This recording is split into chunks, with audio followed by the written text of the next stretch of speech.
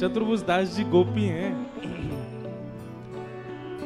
ठाकुर जी को थोड़ी देर को विरह है कि और थोड़ी देर में ही पद गा दियो। भैया हमारी श्वास रोक दे जाए तो थोड़ी देर ही काफी है प्राण निकरवे में। ऐसी स्थिति यदि ठाकुर जी के प्रति है जाए कि नेक देर को भी ठाकुर जी चले गए तो जैसे बिना श्वास के व्यक्ति, बिना जल के मछली, वैसी हमारी स्थिति है जाए। हम ऐसी स्थिति में है ही ना है अभी। तुम थोड़ी देर की बात कर रहे हो, खूब दिनांत तक दूर कर दो ठाकुर जी तो जी लेंगे हम तो।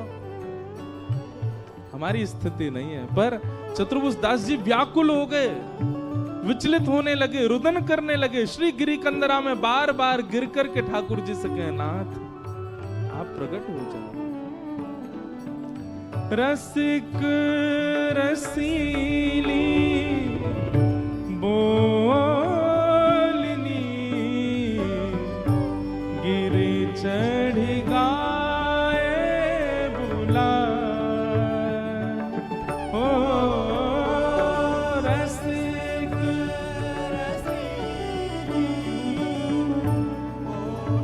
बोलनी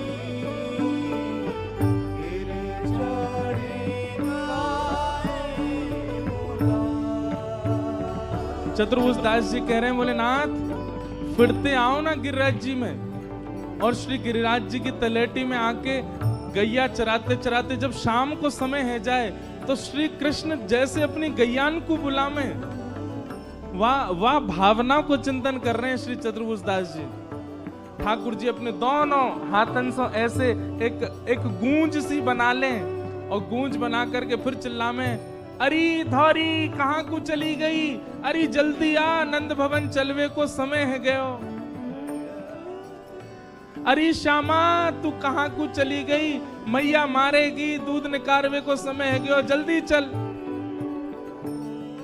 चतुर्भुज दास जी कहते हैं, जब ऊंची टेर से ठाकुर जी अपनी गैयान को घेरे हैं, गैयान को बुलावे और वह टेर के जब स्वर हमारे कानन में पड़े तो मन में भावना आवे, अरे विधाता तेने हम मानव काय को बनाए दिए। अरे गैया बना दियो हो तो श्याम सुंदर हमको भी ऐसे ही पकड़ पकड़ के घेर के ले जाते। हे नाथ हम भी यही गिरिराज जी में बैठे हैं, एक टेर लगा के हमको भी बुलाए लो अपने पास। गाय बुलाई धूमरी ऊंची टेर सुनाए गोवर्धन वासी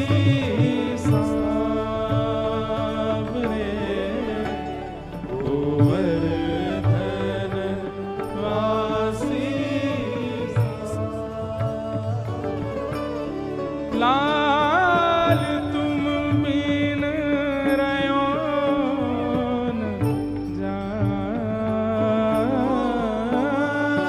तुम बिन रहो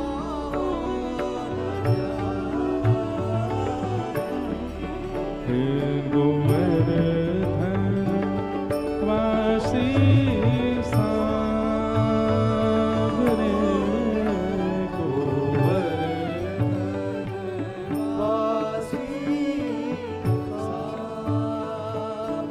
चतुर्भुज दास जी कह रहे हैं, मन अभिलाषा यह रहे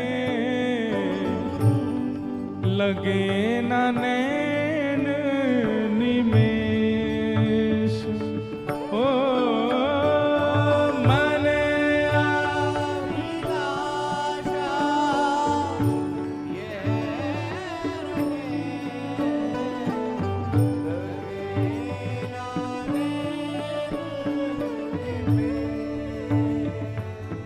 यह गोपी गीत, भ्रमर गीत, वेणु गीत, प्रणय गीत, जितने गीत गोपियों ने गाए हैं सबका निचोड़ गाया है श्री चतुर्भुज दास जी ने। ये सामान्य पद नहीं है भैया, पुष्टि मार्ग में इस पद को अपना प्राण माना जाता है। जैसे श्रीमद् भागवत का प्राण गोपी गीत है, वैसे पुष्टि मार्गियों का प्राण है ये पद। अब इस भावना में श्री चतुर्भुज दास जी वेणु गीत का चिंतन कर रहे हैं और वेणु गीत का चिंतन करते हुए कह रहे हैं कि मन अभिलाषा यह रहे लगे न नैन निमेष अक्षणवताम फलमिदम न परम विदाम। चतुर्भुज दास जी कह रहे हैं, अरे भैया ओ संसारी जनों ध्यान से सुनियो, तुमने दुनिया देख ली लेकिन तुमने गैया चरा के वापस नंद भवन आते भाई कन्हैया ना देखे तो तुमने आंख पाके कहा कियो। बोले कैसे लगे श्याम सुंदर। वेणु गीत में गोपियां वर्णन करती हैं ठाकुर जी ने आभूषण नहीं पहने, आभूषण पहन के जाएंगे वन में? ठाकुर जी गैया चरावे आभूषण पहन के ना जामे। तो बोले ठाकुर जी कैसे जामे? बोले ठाकुर जी सामान्य सो श्रृंगार करके जामे पर लौट के आमे तो विचित्र ही बन के आमे। बोले मैया कैसे भेजे? ऊंची धोती पहना के, एक पटका डार के और गले में पतरी सी एक गुंजा माला पहना करके मैया भेज दे। लाला तो आभूषण पहनाऊंगी खोए आवे को, ऐसी चलो जा। ठाकुर जी जामे तो केवल गुंजा माला पहन के जामे वन में, पर लौट के आमे तो यशोदा मैया दौड़ के जावे थाल लेके लाल जी की आरती करे, ऐसे प्यारे बन के आमे। बोले कहा करके आए हैं? वेणु गीत में इस भाव का वर्णन है, ध्यान से सुनना, चिंतन करो। ठाकुर जी कैसे श्रृंगार करें? बोले बछड़ा बछिया गैयान ने बांधवे वाली जो रस्सी रेखा है लोमना, कोई छोटी है कोई बड़ी रस्सी है, इतने सारी रस्सी इनको ठाकुर जी ले लें और कछु रस्सी इनको सिर पे पाग बना के पहन ले। जा से गैया के पाम बांधे जामे दूध निकालते समय, लोमना को सिर पे बांध लें। वहां में रज भी लगी है, वहां में गोबर भी लगी है और वहां को ठाकुर जी अपने सिर पे पाग बना के पहन लें। छोटे छोटे लोमना ने ठाकुर जी अपने बाजूबंद बना के पहन लें दोनों भुजान पे। एक लोमना से ठाकुर जी अपने कटी पे बांध करके मानो फेंटा कर लें वाको। और वन में जामे तो गैया इतनी देर चढ़ती रहे, ठाकुर जी कहा करें? बोले पत्तान ने पकड़ेंगे, पुष्पन ने लेंगे और सबन को इकट्ठा करके और उन्हीं कोई अपने घुंघराले केशन में कहीं पुष्प लगा लें, कहीं पे पत्ता लगा लें, कहीं पे कछु लगा लें, दोनों कानन के ऊपर कन्नेर के फूल टांग लें। और जो लोमना नेक नेक उधरे भये हैं, जो ढीले है गए, अब रस्सी तो है ना, कोई सुई धागो तो है ना, माला कैसे बनाए? तो उधरे भय से जो लोमना है उनके बीच में स्थान रिक्त पा करके ठाकुर जी उनमें सुंदर सुंदर माला अपने आप ही श्रृंगार करें अपनों, उनमें सुंदर सुंदर पुष्प लगा के एक लोमना बड़ो सो गले में पहन ले, बनमाली बन गए ठाकुर जी। आहा। और फिर अपने कंधा पे लंबी सी छड़ी जाते गैया हाके वाकू धारण करके दोनों हाथ लटकाए के जब बांकी अदा से श्याम सुंदर चले, चारों ओर गैया घेर करके चल रही है। गैया जोर जोर से कूदे, गैयान में होड़ लगी है, हम कन्हैया के बगल में चलेंगी, हम श्री कृष्ण के बगल में चलेंगी, चलते फिरते नेक स्पर्श तो है जाएगा। और वह होड़ में गैयान के खुरन से रज उड़ रही है और वो रोज उड़ उड़ करके ठाकुर जी के प्रश्वेत पसीना के बिंदुन पे जाकर के चिपक रही है। तम गोरजच्छुरित कुंतल वद्दवरह वन्य प्रसून रुचिरे क्षण चारुहासम। और जब जब ठाकुर जी के मुखमंडल पर वो रज लगे, ठाकुर जी सब मिटामे लेकिन वह रज को ना मिटामे।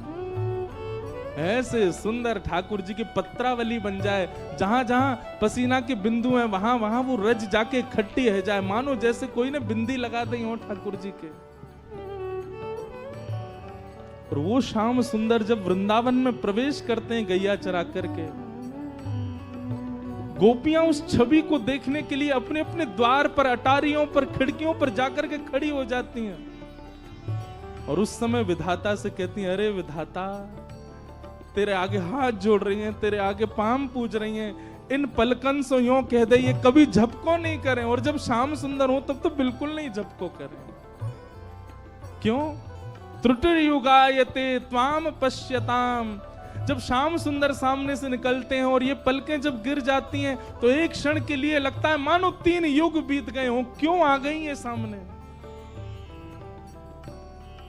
चतुर्भुज दास जी कह रहे हैं, जाने दुनिया देखी लेकिन गैया चरा के लौटते हुए कन्हैया नहीं देखे, वाने कछु नहीं देखे। मन अभिलाषा यह रहे, लगे ना नैन निमेष। ओ मन अभिलाषा ये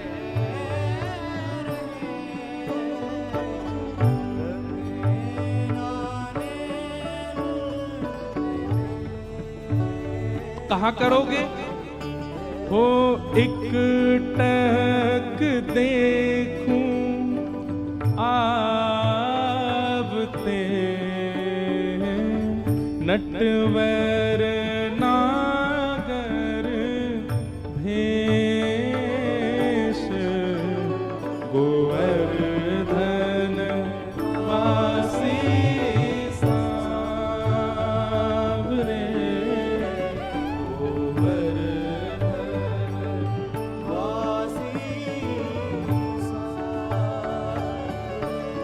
लाल तुम बिन रयो न जाए, तुम बिन रयो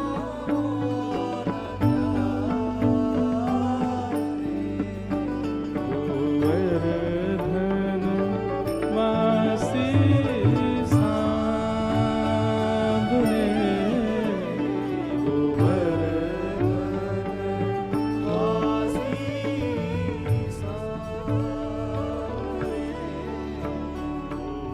मन मथ कोटिक वारिणे। गोपियां कह रही हैं, चतुर्भुज दास जी कह रहे हैं, मन मथ कोटिक वारिणे। अपने मन को, अपने करोड़ मनन की भावनान को श्री लाल जी पे वार दें। कब वारे? देखी डगमगी चाल, मन मत कोटिक वारिणे।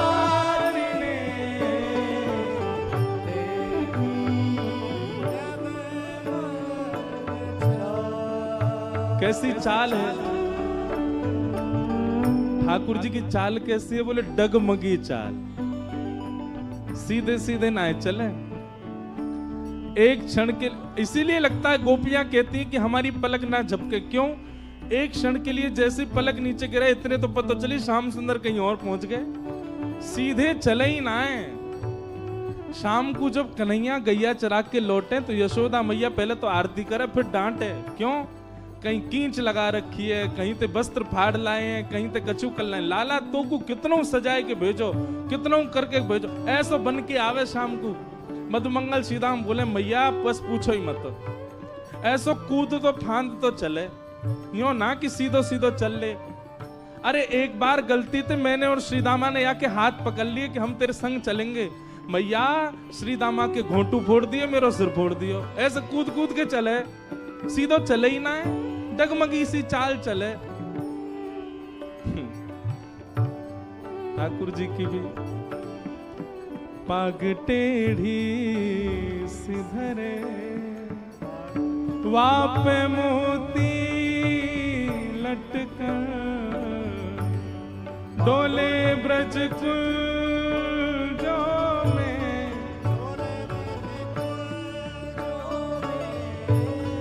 डोले श्री वृंदावन में,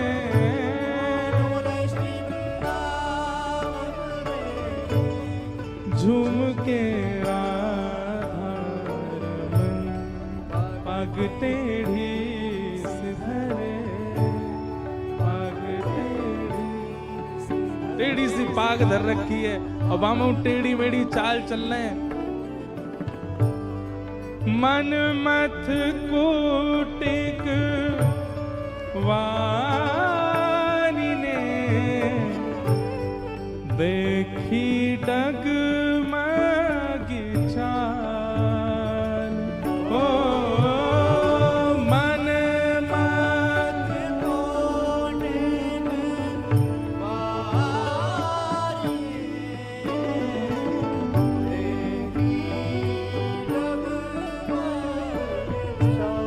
और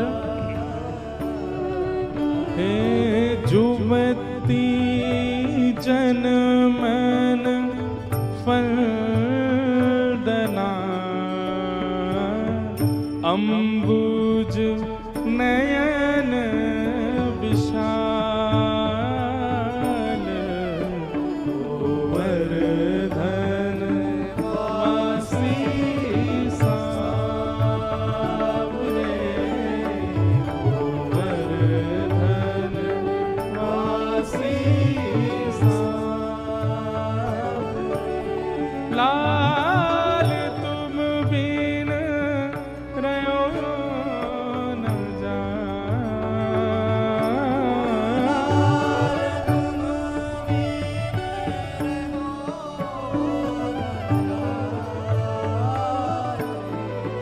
हे गोवर्धन वासी सांवरे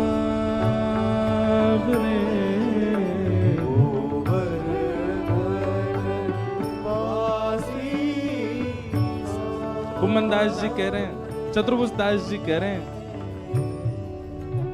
युवती जनमन फंदना अंबुज नयन विशाल। ठाकुर जी के नेत्र कैसे हैं? बोले जैसे कमल की कली होती है ना, आगे से बड़ी और कोने आती आती छोटी है जाए, तो ठाकुर जी के नेत्र बीच में तो बड़े हैं और कोने में आते आते छोटे है जाए। और टेढ़ी मेढ़ी चाल चलते भय आगे ते अगर कोई युवती आ जाए, कोई गोपी आ जाए और वाकु ठाकुर जी यदि एक बार देख लें अपने कटाक्ष से, ऐसी घायल सी कर जाए वाकु। श्री मीराबाई के चरित्र में आता है, जब वे माधवी नाम की गोपी थी अपने पूर्व जन्म में, सबने कथा सुनी होगी। उनकी माँ ने उनको कहकर के भेजा था कि तेरो श्रीदामा ते ब्याह एरो है, लेकिन लाली ध्यान रखियो तेरे श्रीदामा को जो मित्र है ना कन्हैया, बाकू अपनो मुख मत दिखाइयो।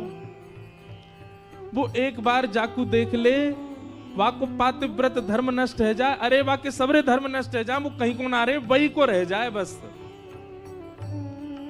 तेरो ब्याह एरो है, ध्यान रखियो, सबन को मुख दिखाई करियो, वाकू मोहम्मद दिखाइयो।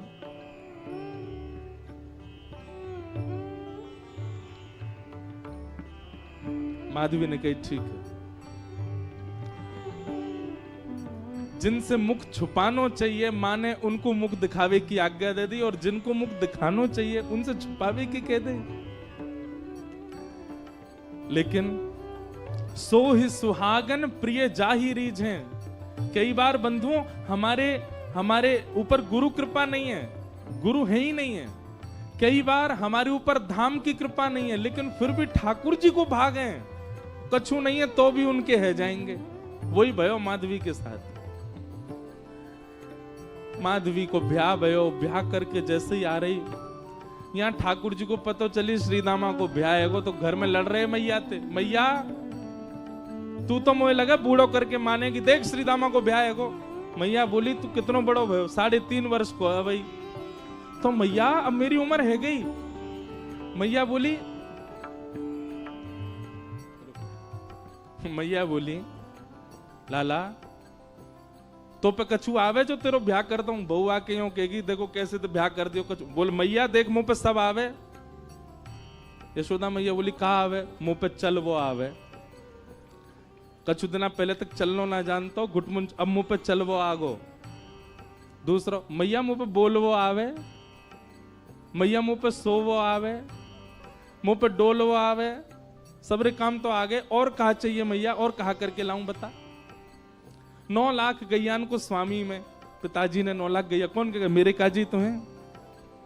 मैया बाबा को इकलो तो लाल में, इतना बड़ो मेरो भवन, अब एक ही चीज की कमी है। कहा बोले एक बहू ना है बस मेरे पास, अब ब्याह करा दे मैया। और देख मैया श्रीदामा ब्याह करवे गयो है। मैया बोली बात न मत बनाए कर, चल बैठ जा। मैया कछु काम में लगे, ठाकुर जी पीछे पीछे डोलने मेरो ब्याह करा दे। मैया श्रीदामा की बहू आ गई, मेरी ना आई है, मेरो ब्याह करा दे। मैया ने जब नहीं सुनी तो ठाकुर जी रूठ के बोले मैया देख तू मेरो ब्याह करा दे, नहीं तो श्रीदामा की घर ले आऊंगा मैं, बउआ की बहू ले आऊंगा। मैया ने ठाकुर जी डांट फटकार के भगाए दिए। ठाकुर जी को पता चली श्री दामा की बहू आ गई है। ठाकुर जी कूदते फांदते पहुंच गए श्री दामा के पास। ब्याह गो? बोले हाँ। बहू कहाँ है? बोले भीतर बैठी है। बोले मुंह दिखा दे। अरे लाला तेरी भाभी है, तू देख ले। बोले भाभी ना है, वो बहू है। बोले बहू तो लाला मेरी है। ठाकुर जी बोले मोह तो ऐसा लगो करती, बहू सबन की होए करे। श्री दामा बोले लाला तेरी बात ऐसी है, तेरी तो भाभी है। वो बोले अच्छा ठीक है, मैं देखता हूँ, नहीं देखूं तो सही बहू हो में कैसी है। मेरा ब्याह होगा तो पहले तो पता रहेगी। हाँ लाला मिल या। ठाकुर जी जैसे ही पहुंचे, माधवी को पहले ही जाके बता दे। बोले श्री दामा के परम मित्र श्री कृष्ण आ रहे हैं मिलवे। ओहो, कृष्ण को नाम सुनते ही माने तो मुंह ढक लिया अपना। बोले जो वही है, जाते मैया ने कही मुंह छुपा के रखना। ठाकुर जी ने खूब अनुनय विनय किया, हाथ जोड़े पाम पूज लिए। बोले भाभी ने मुंह दिखाए दो। नहीं दिखाए। ठाकुर जी बोले तू जाने ना आया भाई, मेरे मुंह को देख, मेरे मुंह देखवे के काजे करोड़न वर्ष की तपस्या करें, इतना नाम जप करें, उंगली घिस जाए तब वो मेरा मुंह ना देख पाए, और मैं तेरे आगे हाथ जोड़ खड़ा हूं, तू देखना रही है। माधवी कुछ नहीं बोली। ठाकुर जी बोले ठीक है, जा रहा हूं, तड़पेगी मुंह को देखवे के काजे। चले गए। लेकिन माधवी को उसी समय से बेचैनी होने लगी जैसे ठाकुर जी गए ना। अब तो कहीं भी जाती है गोपियां चर्चा भी कृष्ण की करती हैं, बैठती है तो चर्चा श्री कृष्ण की होती है। सब गोपियां आपस में बात करती हैं तो माधवी उनको समझाती है, अरे तुम कैसी कन्या हैं, अपने पति के बारे में बात नहीं करती, वो उसके बारे में बात करती रहती हो। नंद जी को लाला ऐसा, नंद जी को लाला ऐसा। एक गोपी से यूं तक सुन ली माधवी ने कि वाकई उम्र अभी 3.5 वर्ष की है। तो माधवी बोली राम राम राम, शर्म नहीं आती? ने 100 बालक वाकु प्रियतम मानो तुम।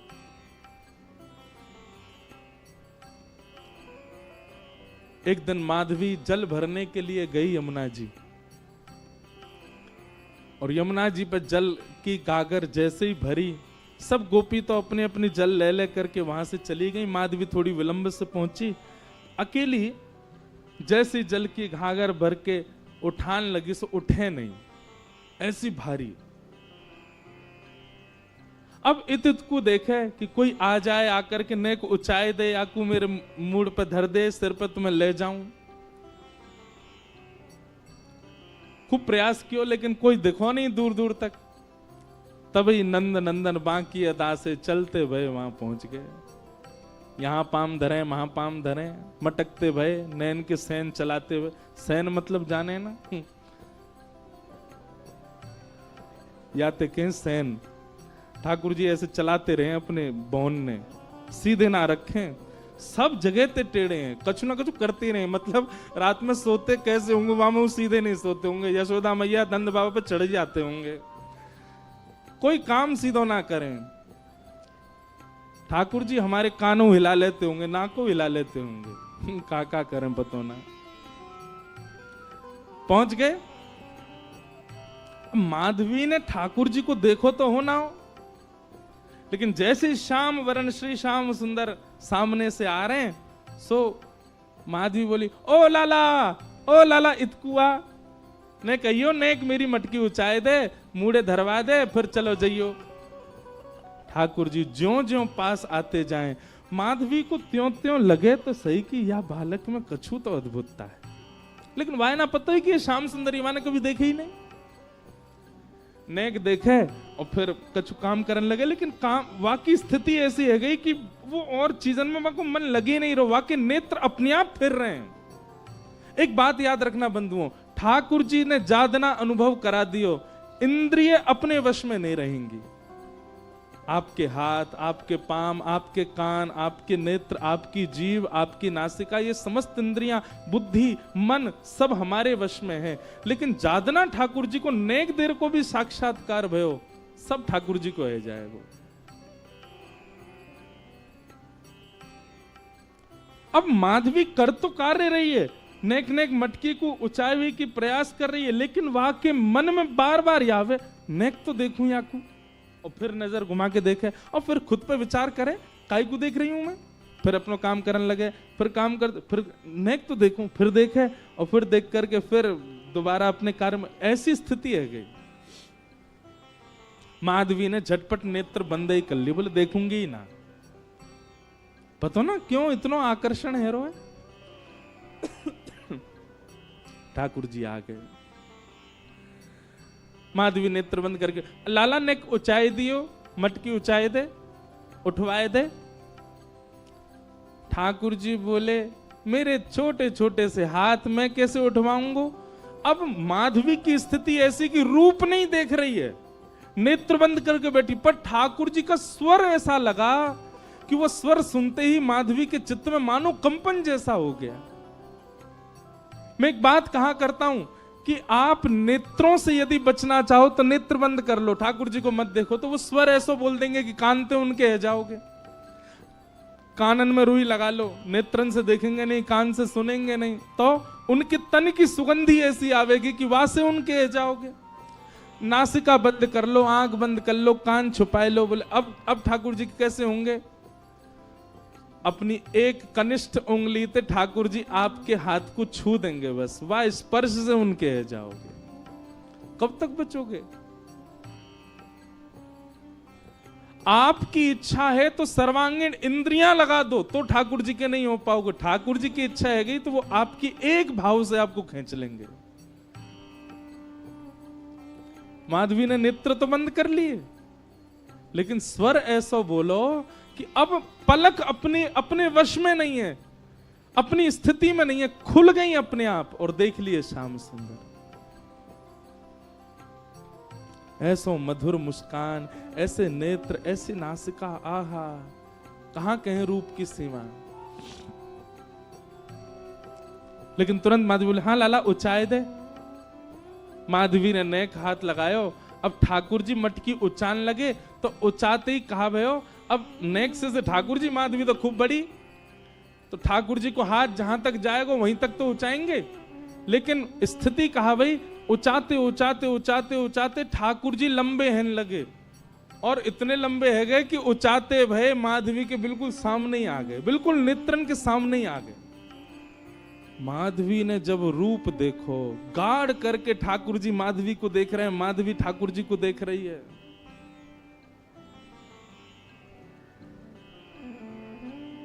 अब कहां ते ले जाएगी। अब स्थिति है का ले जावे की मटकी। बस सिर पर मटकी धरवाए के माधवी के हाथ दोनों धर के, और ठाकुर जी बस नेत्रन में देखते जा रहे हैं, क्रिया सबरी कर रहे हैं, और ये बस मटकी धराए करके, और ठाकुर जी बोले अच्छा माधवी मैं जा रहा हूं, और कह के ठाकुर जी चले गए। शाम तक ऐसे ही खड़ी रही, नेत्रों से अविरल आंसू बह रहे हैं, ना हिल रही है ना डुल रही है, कोई चेतना नहीं, कोई भावना नहीं।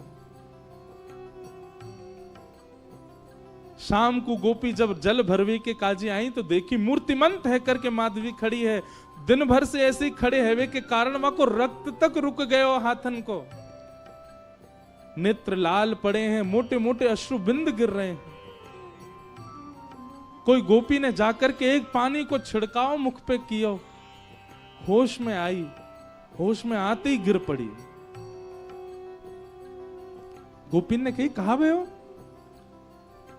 माधवी बोली वो कहां है, वो कहां है। गोपी बोली कौन। अरे मेरी मटकी ऊंचाई के गए हो, ऐसे कमल जैसे नेत्र, ऐसी मधुर मुस्कान, पता नहीं क्यों उसके प्रति इतना आकर्षण हुआ। और बहन कहा कहूं को स्वर सुनकर के तो मैं अपने वश में ही नहीं रह पाई। कृष्ण नाम जब ते श्रवण सुनो रियाली, भूली री भवन में तो बाबरी भई रे। और इस पद की सबसे सुंदर पंक्ति मुझे लगती है, रोम रोम हो मैं तो श्रवण मई रे। मानो मैं कान बंद कर लूं तो कब तक करूं, मेरे रोम सुन रहे हैं उनका नाम, मेरे रोम पुकार रहे हैं उसको, मेरे रोम देख रहे हैं कि वो कहां चला गया। पहले दो आंख थी, दो कान थे, पर अब रोम रोम उसका हो चुका है। कहां तक छुपाऊं, कहां तक रोकूं खुद को।